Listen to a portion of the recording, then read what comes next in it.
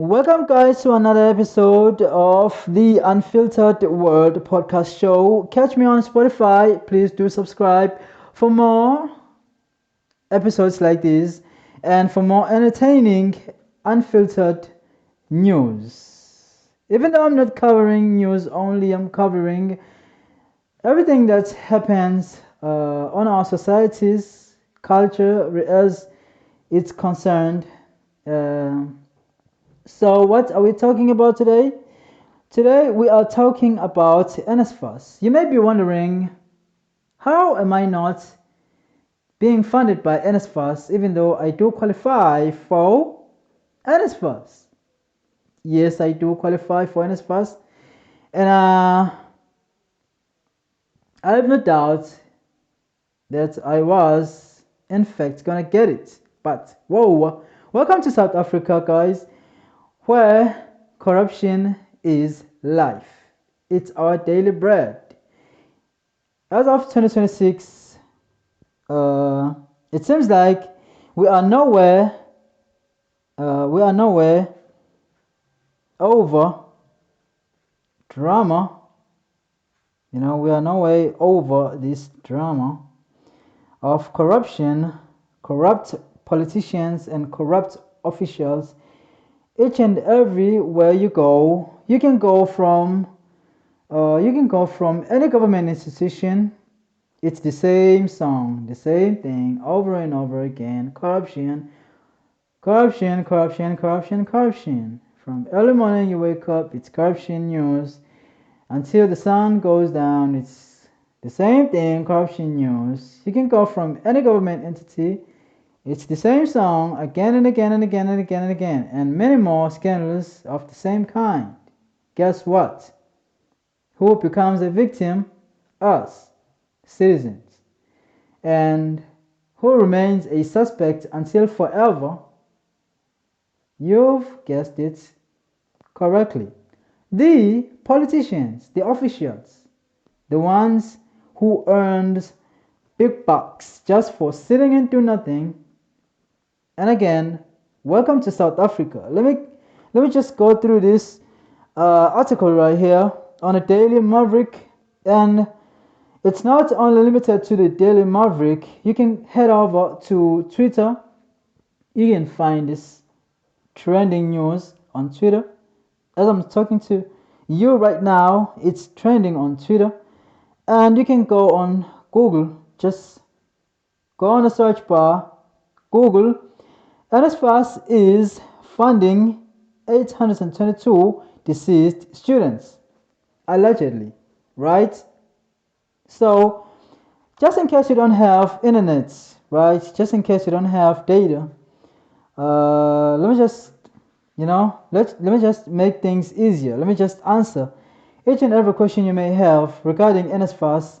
Why you may not be funded? Why are you not funded? Why you won't be funded?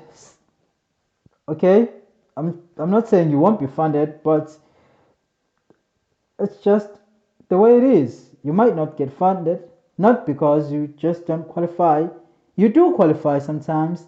It's just that that's how it is in South Africa. Corruption is our daily bread. So today's topic is NSFAS is allegedly funding 822 deceased. Yes, you heard it right. 822 deceased students. Deceased student. Deceased motherfucking student. Fuck. How does it? How? How is it even happening? How can you fund a deceased student? How can you fund a deceased unqualifying student?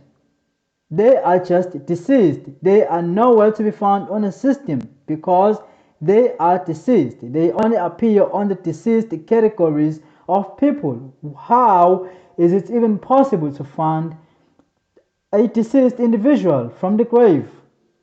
It turns out in South Africa that is even possible because we have seen this many more times. So it can go from any government institution. You can just go online, you will see it. It's not something new. We are no longer even surprised. It's not something new. So today's article says the National Student Financial Aid Scheme (NSFAS) was placed under administration on May 4th, 2026, following severe governance, governance, financial and operational failures, including reports of funding allocated to 822 deceased students. As I have mentioned before, they are just dead. They're just not in existence. So how is it even possible for a deceased individual to get funding? It just doesn't make sense. But this is South Africa, guys. Corruption is life here. And no one is prosecuted. Everyone just, I can just, say, can I go on the paid leave? We've seen that. We've seen that. Officials just go there and say, can I go on the paid leave? And of course, I won't be doing anything. I'm just on a vacation getting paid while I'm being investigated. I'm getting paid for what? For being investigated, for being incriminated, self-incriminating evidence here and there, alleges, like everything is fucked up in South Africa, by the way. Fucked up to a point whereby even my English is fucked up. Everything is fucked up. This is South Africa, guys, by the way. So let me just continue reading this. So it says IT system failures and board resignations. Am I repeating the same thing? Yes, I am. So let me just read it again. IT system failures and unresolved student accommodation issues. Okay, let me reread the whole article. The National Student Financial Aid Scheme (NSFAS) was placed under administration on May 4th, 2026, following severe governance, financial, and operational failures, including reports of funding allocated to 822 deceased students, which has suffered from board resignations, IT system failures, and unresolved student accommodations issues. Okay, so what was the minister's response to this? Okay.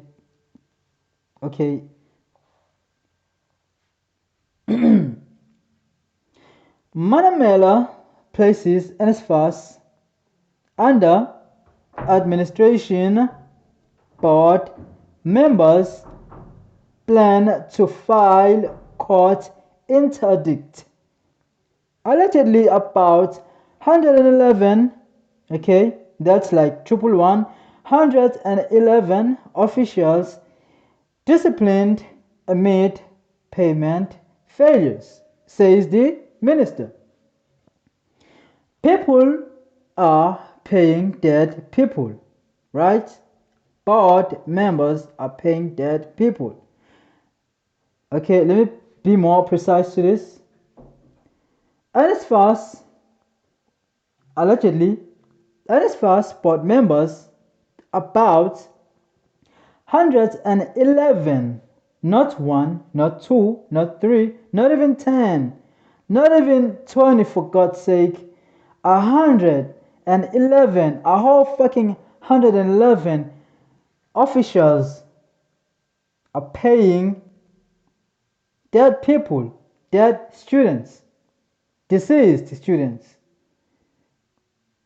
They are just dead. They are not in existence. Dead students. Forgive me. Forgive my manners. It's just that this is so. I even lose my head, man. I even lose my head. I can't help I can't help it, you know. It's just, it's just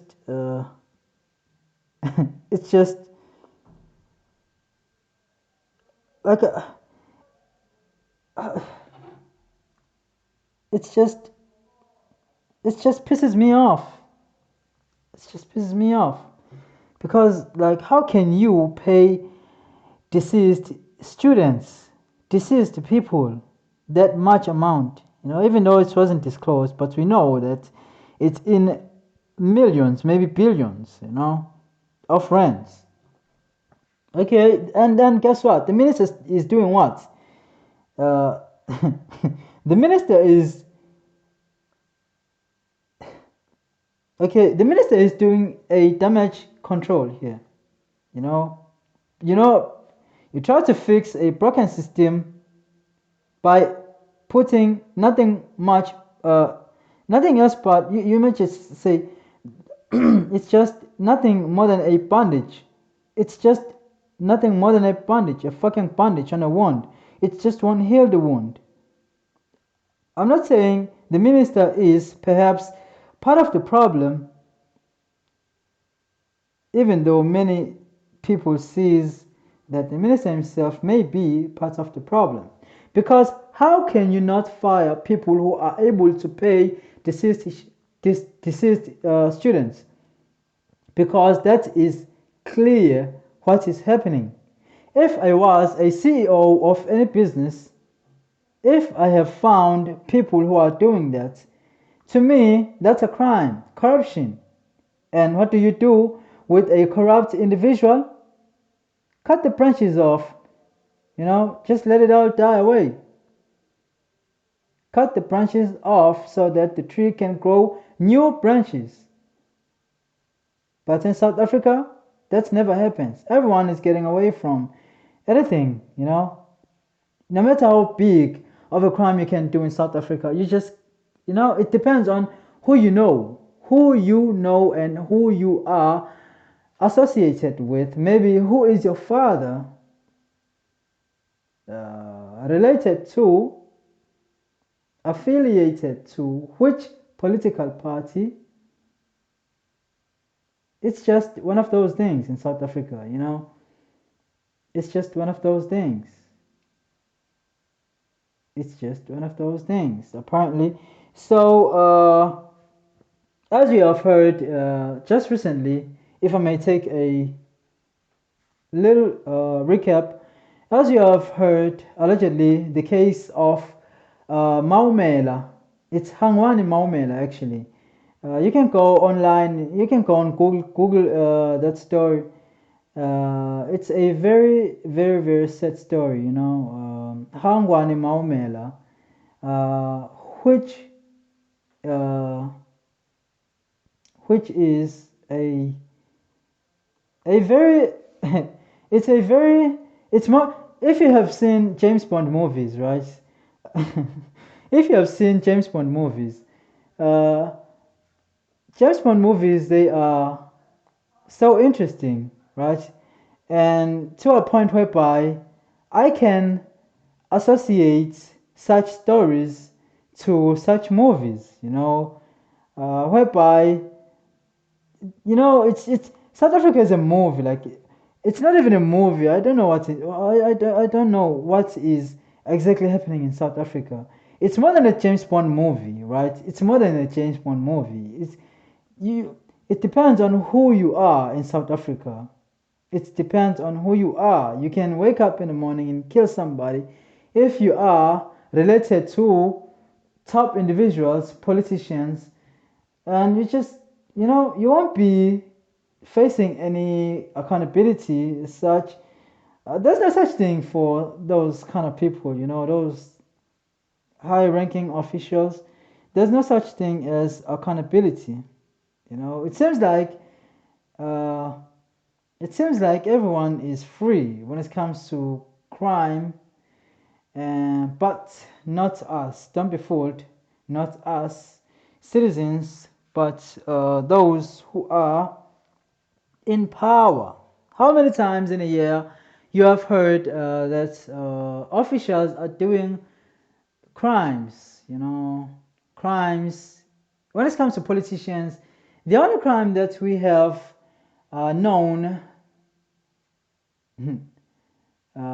it's corruption, fraud,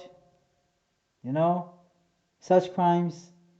I'm talking in the scales of billions, right? Maybe 1.2 billion, maybe more.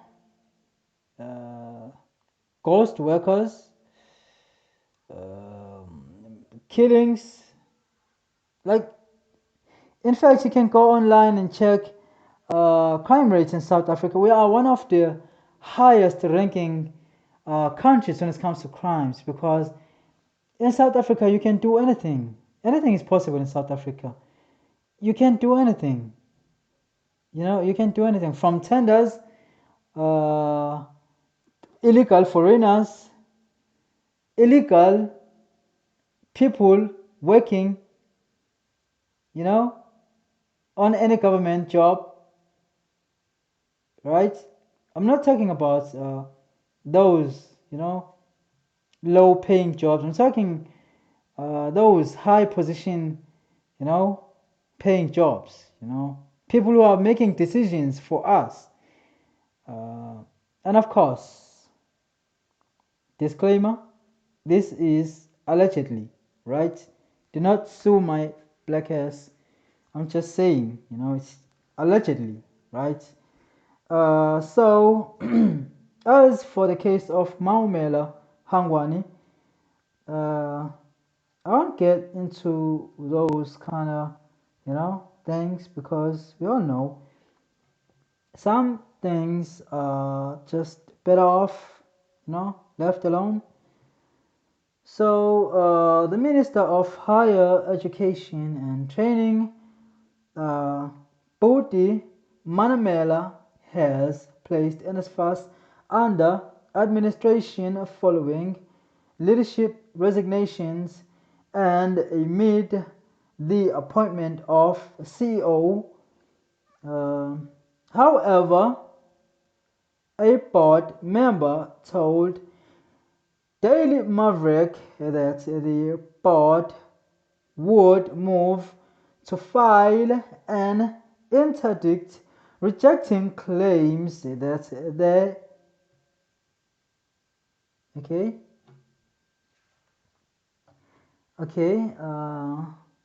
rejecting claims that there had been maladministration of the entity, which is NSFAS. Now the question is, do you believe it? How can you believe it? Is it believable? If it is, does it shock you? Because it doesn't shock me. How can it shock you? I'm a South African, a proud South African, but I'm not shocked because, as I've said, this is our daily bread. We eat corruption, we sleep corruption, we fuck corruption, we marry corruption. Anything is possible in South Africa. In fact, the whole country is governed by corrupt individuals, right? It's a whole fucked up system, a whole fucked up world. It's just fucking ridiculous. It's fucking annoying, in fact. South Africa is one of those countries. So anyway, if you are a student affected by NSFAS, you are a qualifying student, but you are one of those unfortunate students who happen to be unfundable due to some unknown reasons. Only NSFAS knows. I'm not saying NSFAS is wrong or saying anything, or maybe it's a foul play. However, I'm not even interested to those things. I'm just, concerned. I am a concerned citizen, because I am, a youth, and as a concerned youth of South Africa. And by the way, this podcast show is it's very, very broad when it comes to youth related stories, One way or the other, this topic does affect you, or it can, maybe perhaps could in future affect you. Even me, in fact, everyone can be affected. So this is a topic worth talking about. So many more, I've seen this on Facebook, many more students are crying, they are crying everywhere, colleges, varsities, everywhere, they are crying, saying that this is unfair. How can NSFAS not fund me? I come from a very poor background. I deserve to study. I deserve an opportunity to study, but I just can't go there and study. You know why? NSFAS is saying I won't be funded. And why I have those questions? Only NSFAS have the answers. But the bottom line is that I am not funded. That means I won't be schooling on this year's education year. Even though I do qualify, I come from far away, from the rurals, deep, in the mountains of KZN, somewhere in Johannesburg, somewhere in Kwakwa, somewhere in Pietermaritzburg. I'm struggling. I don't have anything. I only have one choice: go to school. But what if that choice, that freedom, that opportunity is being taken away by someone who you cannot go and, talk to and ask yourself to say, some people, they're even submitting a lot of emails, about 5 or 10 emails a day, trying to find solutions for their problems, but they can't. And during the time, data is very, very expensive. There's no infrastructure in the rurals. Some people, they come from a very, very disadvantaged background. They don't have cell phones. They don't even have the means, But when the opportunity comes knocking, today I wake up and decide, next year I want to be a student so that I can change my life circumstances, so that I can reshape my future, so that I can change my background, so that I won't let my background define where I'm going in life. And everyone likes a nice life, Everyone likes a nice life. Everyone who has a dream has a nice life. Guess what? I'm being rejected by NSFAS today, and I'm frustrated. At home, I have no one. And if I don't have no one at home, that means my future is done. And guess what? That does drive me to a place where it's even darker. I'm talking one thing, I'm talking the sense of, how can I get, away from poverty if I am being denied the right to education? Just like everyone else says, education is the key to success. But if you are denying that key, how can I access that success? How? And guess what? You are driving me deeper into one thing: depression, anxiety. The next thing, where you're gonna find me? You're gonna find me on the streets, taking drugs, and then the following day, I am another statistic. But if you can check, the core of the problem, or the main problem, was NSFAS. So the question is, how is it possible that NSFAS is able to fund about 822, not one, not two, not three, not even five, not even 10 for God's sake, 822 deceased students, a, a whole 822 fucking students deceased being funded over students who do qualify to study and change their future life into becoming a better life, changing the circumstances at home, changing the circumstances of my background, and all that is taken away by deceased students. Forgive me, I'm not blaming deceased students because they know nothing. Hence why I am blaming NSFAS leadership. They are so incompetent, so fucking incompetent, a fucking bunch of, corrupt leaders. So, before I get too emotional, uh, uh, you know, uh, today's topic was a very, very, very, very hard topic. It was a very, very hard topic because I had to, I had to dig deeper into this corruption so that I can find answers for many students who are deserving to be at schools but they are not at schools due to the lack of funding, just because some 111 corrupt officials have decided, you know what, you don't deserve this financing. We are the officials deserving this financing because you can say that you know 822 deceased students deserve to be funded, even though they are being funded. Which education system is educating deceased students?